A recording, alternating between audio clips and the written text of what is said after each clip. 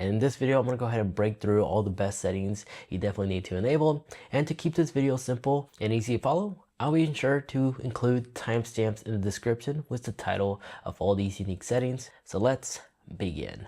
Now, I don't know about you, but when I'm using my Apple TV, this little keyboard thing is absolutely annoying because I have to go right or left just to navigate between one letter at a time. And it gets even worse whenever you have to select between a number, especially when you're trying to enter a password. Yes, we do know our Apple devices, you can use the virtual keyboard on the notification to quickly have access to your full row keyboard on your digital device. But there's actually a clever way to actually swap that built-in keyboard when you don't have your device on you to a better keyboard experience by going into your settings, go into your general tab, and then look for keyboard layout. By default, it's either going to be set to auto from Apple, linear, select grid, because if we go back and let's launch the keyboard again, notice I no longer have to do that long row of letters. I could actually take quick shortcuts to go up, down, left, right. And it's even easier when you select between the number row because you also have quicker access to those unique characters for your passwords. A powerful tool that definitely does give you a better Apple TV experience than ever before. Now, you may have noticed ever since the latest version of tvOS 26, you now have access to your profiles. Additional profiles for everybody in their household, so all their apps and everything else are all organized on their side of the profile. Just like a Windows laptop or a Mac computer, when you sign in, everything is set to their user profiles. A recently added feature that a lot of people don't know about is, let's say for example you have a teen or a kid or anybody who just doesn't want to use an Apple ID to be able to use the Apple TV and have their own profiles. Well, you can now do that. On the Apple TV remote, if you long hold the TV icon, it will send you to your control center. And then if you go and select your profile selection, if you select plus, you now have the ability to actually create a profile without an Apple TV. All you need to do is just simply enter their name, just do an add for temporary, select their profile picture, image, and then you can select between if you like it to be a kids mode or non-kids mode, and you can add restrictions as well as customize certain things. If you feel like your kid might be mature enough to play some certain games, tap done, profile will be added, and then it will take you to the profile and accounts. From here, you can go back and actually edit additional profile information or remove it. But that's how you can actually include and create a profile without having an Apple ID. Now, whenever you boot up your Apple TV, you may see this login profile selection. But let's say, for example, your household always end up choosing your profile, or it's just you by yourself that uses primarily the Apple TV. Well, you can change it so you don't have to manually select your profile each and every time, as you could disable that where it will only select the default profile. So if you like to go ahead and end up doing this, go into settings, go into profile and account, and on top right here where it says choose profile in the wake, turn this off and just double check and make sure that the default profile is indeed selected. If not, just go down, select it, and make sure it's the default. But now, by simply doing that, now whenever you turn on your Apple TV or your television in general, it will automatically select that profile automatically. Then real quick, if you've been finding this video informative and useful, if you can kindly take 2 seconds and hit that like button, those truly do help out the channel, because that allows the channel to be driven by you guys, the viewers, which is why you don't see ads for like a segment taking like a minute or two off your time. Because of you guys, we don't have to use ads. So thank you so much for those that took the time on continuing supporting the channel by just simply hitting a like. Really does mean a lot. Let's carry on. Now let's say, for example, you have a really awesome surround sound system. Could be an AirPlay surround sound system, like something like a Sonos, a Bose, or even Apple HomePods paired in stereo. If you wish to select that to be the dedicated sound audio output for your Apple TV, you can easily do so now without having to reset it each and every single time. Now you can actually select and make that the default primary. It's as simple as simply just go into your Apple TV settings, go into audio, video, and audio, and then go down to audio output. Select the audio output, and here you can select between a stereo paired AirPod or an individual AirPod. But in the AirPlay section, this little speaker tab will pop up. From here you can select, and if you have like a surround sound system that's paired with Sonos as an example, with Dolby Atmos, you can just manually select it right here, And you can select more than one, and then you can deselect the TV speakers.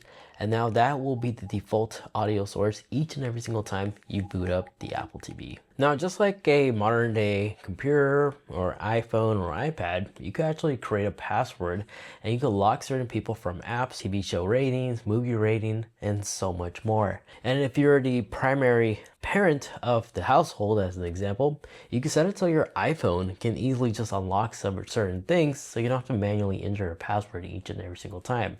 This is definitely a feature that's always overlooked, and it's pretty awesome if you know what you're doing. You see, to set this up properly, go into your settings and go into the general tab and then scroll down to restrictions. In here, you will be needing to turn this on manually, and then it will prompt you to enter a 4-digit code. It could just be something 11111. That's a horrible one. Don't use that one. I'm just doing this for demonstration purposes. But by simply enabling the restriction, you can always go back and change the password. But by doing this, you could give yourself the best peace of mind to prevent people from doing like careless in-app purchases, movie rentals. You can also adjust podcasts as well as music videos. You could adjust basically anything and just go into the app and you can set the restriction age. If you don't want to allow apps that are 18 and up, you could just manually select it like so.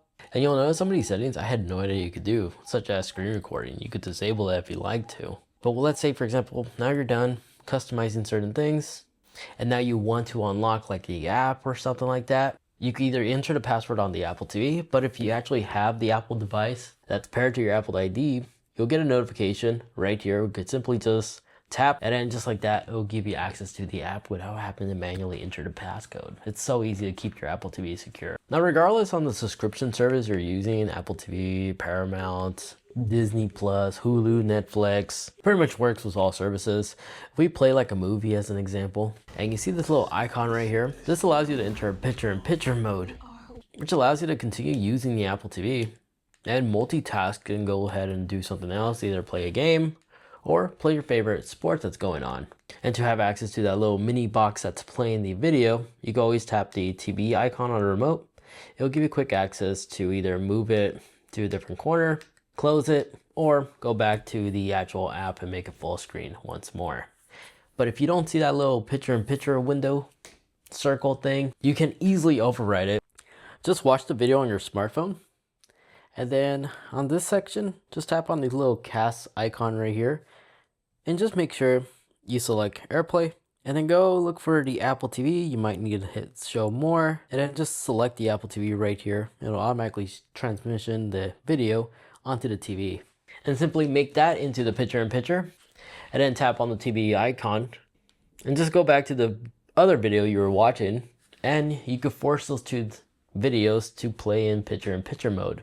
I've used this so many times, especially when it comes to watching football. And if you like to hear the audio from the small picture-in-picture, just select the TV icon once more on the TV and it will switch the audio source. And to reverse back, just press the back arrow on the remote and it will play the audio on the other streaming service. And then wallpapers. There's now a new tool in the settings app where you can actually adjust some of these wallpapers to do other things. So to show you what I mean, let's go into settings real quick. And let's go into the screensavers. In here, you can select between aerials, memories, portraits, which would feature your photos, or the cool Snoopy one you saw earlier. But by selecting aerials as an example, if we exit out of there, then it'll take you back to this page, and just go down to the screensaver preference. A new tool that got added is that you could select between aerials, and you could decide on what you like to see and what you don't. And the ones you don't like to see, just select it. You'll see like a little eye icon with a little line in the middle, making sure that that is the one you deselected. So if you like to just see like cities at night or skylights or just San Francisco in a foggy environment, you could just manually hide everything else or select hide all up here. And just go ahead and deselect the ones you want to actually see, like the San Francisco foggy ones. But you can select between other categories like earth, landscape, and underwater. So it's no longer randomized. You can manually just go in here and select the ones you don't like to see and select the ones you like it to show. Now, if you don't have access to your Apple TV remote, don't panic, because you can actually control your Apple TV as well as your TV power as well as volume adjustments all from your Apple device like your smartphone, iPad, or even the Apple Watch by launching the Apple TV remote app. Just simply launch Control Center and then tap on the remote icon. But in case you don't see a remote icon on your Control Center layout, just go ahead and tap the plus icon right here, add control, and then search up remote. You'll see the remote icon right here. Select that. And then that's how you can simply add it. You can rearrange it to your own personal preference, move it to a different page, drop it in, just like so. And then once you're satisfied, drop it. And then go ahead and select it. And once you select it, just make sure you choose the correct Apple TV. You may also find support for your smart TV too. It may become compatible with the Apple TV remote app as well. But once you do that, select the Apple TV. Notice how you have access to the power button, mute. You can also adjust the audio by simply just adjusting the volume rocker on your iPhone. Back, everything is fully controlled right here off your phone. And as an added bonus, if you have the silver remote of the Apple TV, this version, in case you misplaced it, you can always launch the Find Remote app right here. And then just like the AirTags, it will actually indicate when you're getting closer or further away from it in case you misplaced it somewhere in your household. Now, if you're using a monitor for your Apple TV, or you're using an older TV or a television that doesn't support Dolby Vision, utilizing your iPhone's Face ID hardware, you could use the built-in sensors on your smartphone to calibrate the color for that television. You see, by simply going into your settings and go into video and audio, you could scroll down and you'll find you have a color balance calibration you could actually enable right here. And this screen will pop up, and then what you need to do is just use your paired iPhone on the same Wi-Fi network, and this little notification will pop up allowing you to click on it and select continue, and this will allow you to actually place your smartphone on the screen, and it will utilize the hardware of your iPhone to automatically calibrate the colors and everything to make your images look much more accurate as it should when it comes to watching movies or even playing games. Now, in case it's grayed out for you if you're trying to do this, it's probably due to the fact you're using Dolby Vision, which is different because that's your television automatically calibrating its color on its end. So you need to disable that and use like HDR10 Plus as an example to unlock this feature. That's why it's grayed out. Then if your Apple TV is acting funny, like the volume rocker is just not responding to your TV, you may need to do a soft reset. It's not going to factory reset the remote or anything like that, or make you pair this to your TV. It's just a reboot basically. To perform this, you need to hold down the volume down and the TV button for 5 seconds. And then after that, it will actually disconnect the remote from the Apple TV, and you'll see a little notification when it reconnects, and it should resolve any bugs and issues that your remote's facing, especially when the volume rocker just isn't controlling anything. It usually resolves my issues this way. I actually do this to resolve any bugs that I'm experiencing. Aside from that, now you know all the best settings to definitely adjust to get the most value out of your Apple TV, to really give you the best optimal experience on some cool features that Apple doesn't really tell you on their end, because there's no instruction guides really for the Apple TV, just a little booklet saying welcome to the Apple TV made and designed in California or whatever. This video, you're informed of some cool things it could do. Now, if you wish to watch more, maybe you'd like to see some cool tips and tricks, but this time for the CarPlay side of things, if you're using Apple CarPlay, highly recommend checking out this video over there where I highlight all the amazing features and cool tools you could do, especially on this version of iOS 26. Thank you so much for watching.